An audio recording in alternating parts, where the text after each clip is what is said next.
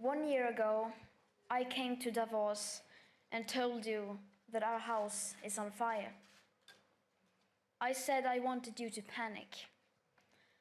I've been warned that telling people to panic about the climate crisis is a very dangerous thing to do. But don't worry, it's fine. Trust me, I've done this before, and I can assure you it doesn't lead to anything. And for the record, when we children tell you to panic, we're not telling you to go on like before. We're not telling you to rely on technologies that don't even exist today at scale and that science says perhaps never will. We are not telling you to keep talking about reaching net zero emissions or carbon neutrality by cheating and fiddling around with numbers. We're not telling you to offset your emissions by just paying someone else to plant trees in places like Africa, while at the same time forests like the Amazon are being slaughtered at an infinitely higher rate. Planting trees is good, of course, but it's nowhere near enough of what is needed, and it cannot replace real mitigation and rewilding nature. And let's be clear, we don't need a low-carbon economy. We don't need to lower emissions. Our emissions have to stop if we are to have a chance to stay below the 1.5-degree target. And until we have the technologies that at scale can put our emissions to minus, then we must forget about net zero. We need real zero. Because distant net zero emission targets will mean absolutely nothing if we just continue to ignore the carbon dioxide budget that applies for today, not distant future dates. If high emissions continue like now, even for a few years, that remaining budget will soon be completely used up. The fact that the USA is leaving the Paris Accord seemed to outrage and worry everyone, and it should. But the fact that we are all about to fail the commitments you signed up for in the Paris Agreement doesn't seem to bother the people in power even the least.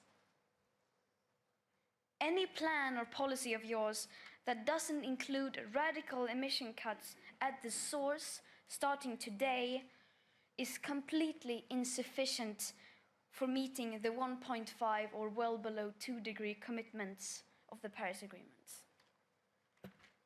And again, this is not about right or left.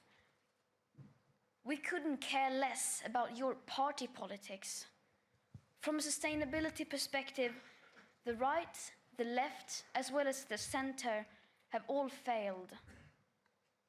No political ideology or economic structure has been able to tackle the climate and environmental emergency and create a cohesive and sustainable world.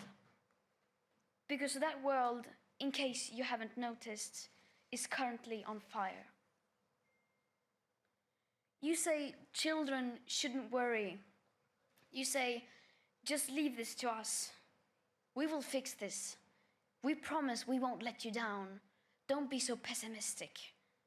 And then, nothing. Silence.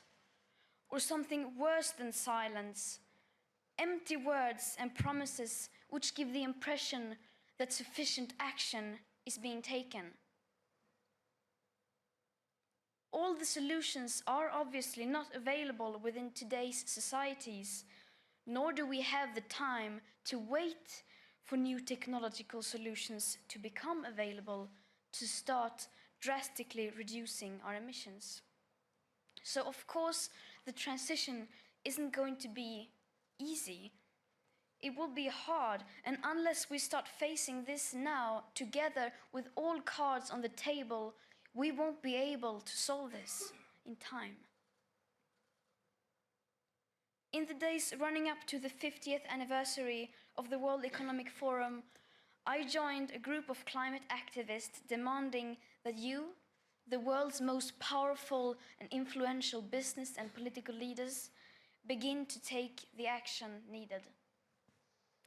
We demand at this year's World Economic Forum participants from all companies, banks, institutions and governments immediately halt all investments in fossil fuel exploration and extraction, immediately end all fossil fuel subsidies, and immediately and completely divest from fossil fuels. We don't want these things done by 2050, 2030, or even 2021. We want this done now. It may seem like we are asking for a lot, and you will, of course, say that we are naive. But this is just the very minimum amount of effort that is needed to start the rapid sustainable transition. So either you do this, or you're going to have to explain to your children why you are giving up on the 1.5-degree target.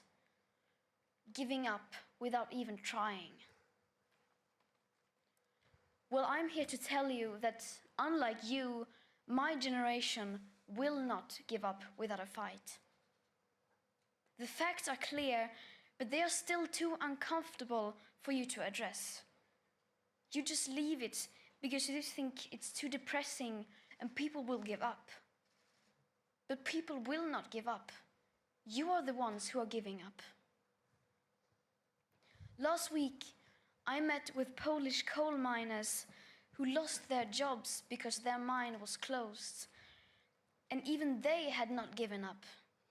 On the contrary, they seem to understand the fact that we need to change more than you do. I wonder, what will you tell your children was the reason to fail and leave them facing a climate chaos that you knowingly brought upon them?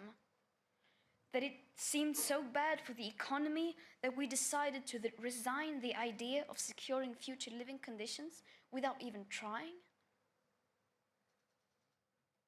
Our house is still on fire. Your inaction is fueling the flames by the hour. And we are telling you to act as if you loved your children above all else. Thank you.